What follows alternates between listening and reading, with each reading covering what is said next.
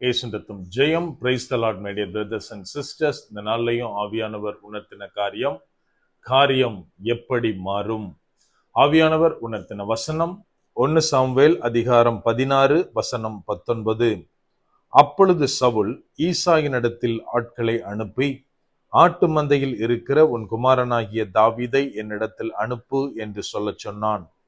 Wherefore Saul sent messengers unto Jesse and said, Send me David thy son, which is with the sheep. 1 Samuel chapter 16 verse 19.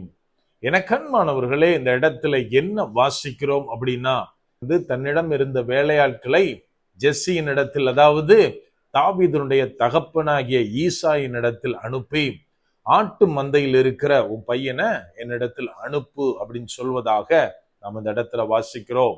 நாம் இன்றைக்கு கர்த்தருடைய வாக்கு தத்தங்களை வைத்து கொண்டிருக்கிறோம். ஆனால் காரியம் எப்படி மாறும் கொஞ்சம் யோசித்து பார்க்கணும். அதாவது இங்க என்ன நடக்குது அப்படின்னா, நம்ம அந்த அதிகாரத்தை ஃபர்ஸ்ட்ல இருந்து ரீட் பண்ணா தெரியும். சவுலை இஸ்ரவேலின் ராஜாவாக ஏற்படுத்தினதற்கு தேவன் மனஸ்தாபப்படுகிறார். அவர் என்ன சொல்றாருன்னா, சாமுவேல் இடத்தை சொல்றாரு, நீ போ ஈசாயினுடைய பிள்ளைகளில் ஒருத்தனை ராஜாவாக அபிஷேகம் பண்ணு அப்படின்னு சொல்றாரு. சாமுவேலும் போகிறார், ஈசாயின் இடத்தை சொல்றாரு, உன் பிள்ளைங்களை வர சொல்லுன்னு சொல்றப்போ தாவீதுனுடைய மற்ற சகோதரர்கள் எல்லாரையும் சாமுவேலுக்கு முன்பதாக ஈசாய் கொண்டு வந்து நிறுத்துறாரு.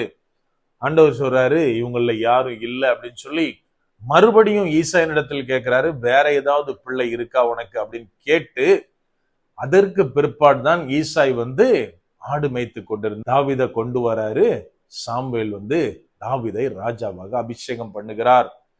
நல்லா ஒண்ணு புரிஞ்சுக்கணும், இந்த இடத்துல தன்னுடைய பிள்ளைகள், அதாவது சாமுவேல் அபிஷேகம் பண்ணத்தக்க ஆண் பிள்ளை அப்படின்னு சொல்றதுக்கு கூட தாவீது அந்த இடத்துல ஈசாயினால தெரிந்து கொள்ளப்படவில்லை.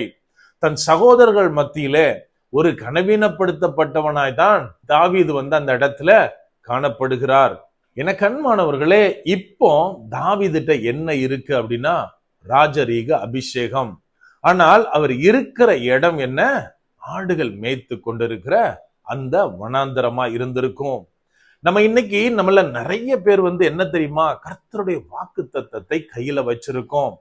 அதாவது நம்ம எல்லாருக்குமே தெரியும், கர்த்தருடைய வாக்கு தத்தம் எப்போது நிறைவேறும் அது பிரச்சனை கிடையாது. ஏன் அப்படின்னா, அது கண்டிப்பா நிறைவேறும். அது வரைக்கும் என்னையால தேவன் மேல் விசுவாசமா காத்திருக்க முடியும். ஆனால் இன்னைக்கு இருக்க ஒரு பெரிய கொஸ்டின் என்ன தெரியுமா, கர்த்தருடைய வாக்குத்தத்தம் எப்படி நிறைவேறும்? ஏன் அப்படின்னா, இந்த தாவீத மாதிரி தான் அவருக்கு ராஜரீக அபிஷேகம் அவர் தலைமையில இருந்தது. கர்த்தர் கொடுத்த அபிஷேகத்தை வைத்திருந்தார். அவர் சூழ்நிலைகள் எப்படி இருந்தது? ஆடுகளோடு இருந்தது. அந்த ஆடுகள் மேய்க்கிற அந்த கூடாரத்துலதான் தங்கி இருக்கிறார், வனாந்திரத்துலதான் அலைந்து திரிந்து கொண்டிருக்கிறார். அப்படியானால் அவரால் கொஞ்சம் கூட ராஜா இருக்கிற அந்த பேலஸ நினைச்சு கூட பார்க்க முடியாது. எனக்கு அன்பானவர்களே, இதை போலத்தான் தேவன் என்னை உயர்த்துவார். தேவன் எனக்கு வாக்கு தத்தம் கொடுத்திருக்கிறார். அதாவது பல ஊழியங்களை நான் தாங்குவேன் அப்படின்னு எனக்கு வாக்கு தத்தம் இருக்கு பிரதர். ஆனால் இன்னைக்கு என்னோட மந்த்லி எக்ஸ்பென்ஸுக்கே நான் மற்றவர்கள்ட்ட கையை நீட்டி கடன் வாங்கி கொண்டிருக்கிறேன் அப்படின்னு நினைச்சிட்டு இருக்கோமா?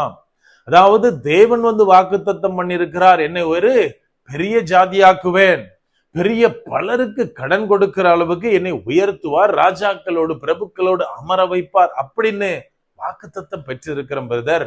ஆனால் நான் ஒரு சின்ன வேலையில இருக்கேன். என் நிலைமை எப்படி மாறும்? என் எல்லைகள் எப்படி விஸ்தாரப்படும்? என் சந்ததி எப்படி ஆசீர்வதிக்கப்படும்? எந்த சான்ஸும் இல்லாம இது எப்படி நடக்கும் அப்படின்னு நம்ம நினைச்சிட்டு இருக்கோமா? எனக்கு அன்பானவர்களே, நம்ம பார்க்க வேண்டியது இந்த இடத்துல தாவீதுனுடைய வாழ்க்கையை குறித்து நம்ம கொஞ்சம் பார்க்கணும்.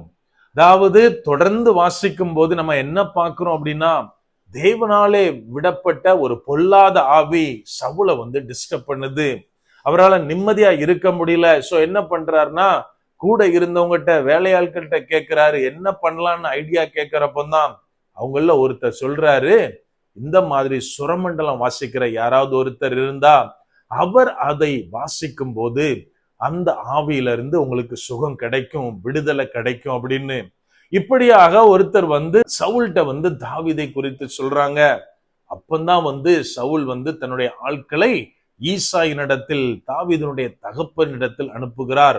அந்த வசனத்தை தான் நம்ம வாசிக்கிறோம். அவர் சொல்றாரு, ஆட்டு மந்தையை மேய்த்து கொண்டிருக்கிற உன் பையனை தாவீதை என்னுடைய அரண்மனைக்கு அனுப்பு அப்படின்னு. எனக்கு அன்பானவர்களே, அதுக்கு பிற்பாடு நமக்கு தெரியும், தாவீது அங்கே போகிறார். அவர் வாசிக்கையில் சவுலுக்கு சுகம் கிடைக்கிறது என்று வாசிக்கிறோம். நம்ம கொஞ்சம் இதுல என்ன பார்க்கணும் அப்படின்னா, எதுக்காக இந்த காரியம் நடைபெற்றது? நல்லா ஒண்ணு புரிஞ்சுக்கணும். ஆட்டு மந்தையில மேய்த்து கொண்டிருந்த அந்த இடத்தில் இருந்த தாவீது எந்த திசையில அந்த பேலஸ் இருக்குன்னு கூட யோசிச்சிருக்க கூட மாட்டாரு.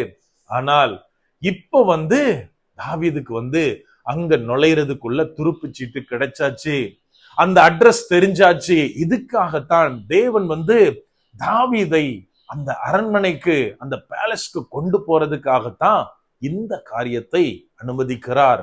எனக்கு அன்பானவர்களே, இன்னைக்கு நம்ம நினைக்கலாம், எப்படி நடக்க போகுது? நான் இருக்க சூழ்நிலையில இருந்து எனக்கு காண்பிக்கப்பட்ட, எனக்கு வாக்கு தத்தமாய் தரப்பட்ட அந்த ஆசீர்வாதமான சூழ்நிலை எங்கேயோ இருக்கு, சான்ஸே இல்லை அப்படின்னு நினைக்கலாம். எனக்கு அன்பானவர்களே, கர்த்தருக்கு இது சாதாரண காரியம். எப்படி தாவீதை, சவுலை ஆவியை ஏவ பண்ணி அவரை கொண்டு போனாரோ, அதை போல நம்முடைய வாழ்க்கையிலையும் ஒரு மாற்றத்தை கொண்டு வருவார். நம்ம நினைக்காத நேரத்துல, நினைக்காத இடத்துல இருந்து அழைப்புகள் வரும். நம்முடைய வாழ்க்கை வனாந்தரத்துல இருந்து பேலஸ்க்கு மாறுவதை நம்ம கண்கூடாய் பார்க்க போகிறோம். ஆனா இதுல ஒரே ஒரு காரியம் நம்ம புரிஞ்சுக்கணும். தாவீது அந்த வனாந்தரத்தில் இருந்த போதும் என்ன செஞ்சுட்டு இருப்பார் தெரியுமா? அந்த சுரமண்டலம் கிண்ணறத்தை எடுத்து அப்படியே அந்த ஸ்ட்ரிங் எல்லாம் வச்சு என்ன பாடி இருப்பார்னா, தேவனை துதித்து பாடிக்கொண்டே இருந்திருப்பார். ஏதோ உட்கார்ந்து அழுதுட்டு இருந்திருக்க மாட்டாரு. ஏதோ எனக்கு அபிஷேகம் இருக்கு, சாமுவேல் என்னை அபிஷேகம் பண்ணிட்டார், இனிமே நான் எங்க போவேன், எப்படி ஃபைட் பண்ணுவேன், எதுல போய் நான் அரண்மனையை கண்டுபிடிப்பேன், இந்த எந்த புலம்பலும் அவர்கிட்ட இருந்திருக்காது. மாறாக முன்பு எப்படி துதித்தாரோ அதை போலத்தான் தாவீது அப்போதும் துதித்து கொண்டிருந்திருப்பார். அப்பதான் அந்த மாற்றம் நடைபெற்றது. இதை போலத்தான் வாக்கு தத்தத்தை கையில் வைத்து கொண்டு சூழ்நிலைகள் விரோதமா இருக்கும் போது நாம நின்று கொண்டிருக்கிறோமா? நம்ம செய்ய வேண்டிய ஒரே ஒரு காரியம், தேவனை துதிக்க வேண்டும். நம்ம எப்ப துதிகளை ஏறெடுக்கிறோமோ, தகுந்த காலத்துல நமக்கு, நமது அறிவுக்கு எட்டாதபடி தேவன் காரியங்களை மாற்றமடைய செய்வார். அப்படியே கண்களை மூடுவோமா? அன்பான ஆண்டவரே, இந்த நேரத்திலே அப்பா உம்மை நோக்கி பார்க்கிறோம். ஆவியானவர், நீர் எங்களோட இருக்கிறீர், அதற்காய் நன்றி செலுத்துகிறோம். அப்பா, உம்முடைய வாக்கு தத்தங்களுக்காய் நன்றி தகப்பனே. அப்பா, அது ஒவ்வொரு நாளும் எங்களை பலப்படுத்தி வருகிறது தகப்பனே. ஆவியானவரே, நாங்க அநேக நேரத்துல அந்த வாக்கு தத்தங்க எங்க வாழ்க்கையில எப்படி நிறைவேறும், அதை நாங்க எப்படி சுதந்திரிக்க முடியும்ன்ற ஒரு கலக்கத்தோடு நின்றுட்டு இருக்கலாம்.